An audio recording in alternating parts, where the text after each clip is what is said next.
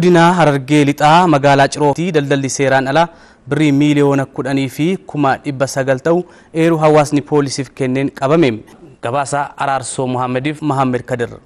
Godina Harargee lixaa magaalaa Cirootti konkolaataan harkifamaa lakkoofsi gabatee koodii 392 ET ta'ee fi harkifamaan isaa immoo lakkoofsi gabatee koodii 28275 ET ta'e daldala seeraan alaa gosa adda addaa birrii miiliyoona 10 ta'e magaalaa Dirree Dawaarraa fe'amee gara magaalaa Adaamaatti osoo geeffamaa jiru eeruu hawaasni poolisiif kenneen qabamuusaa Daayirektarri qajeelcha poolisii godina Harargee lixaa Komaandar Kaasee Nagaash himaniiru. Sababni inni ittiin socho'aa jiru karaa seera qabeessa naashinaal simintoo kan jedhu Dirree Dawaarraa simintoo fe'uudha ergamni isaa.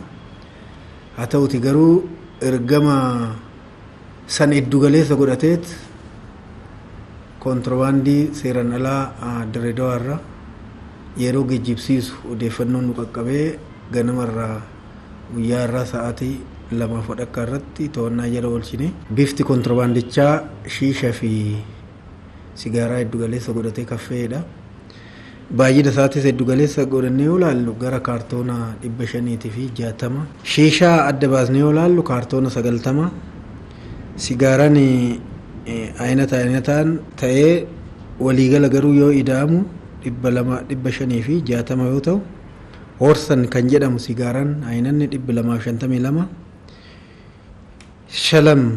Shalan kan jedhamu 218.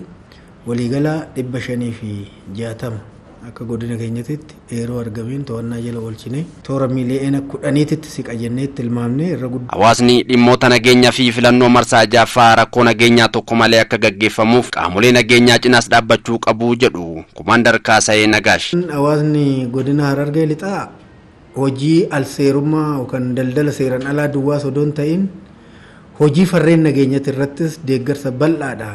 Harargee lixaa deeggarsi inni nu godhaa jiru.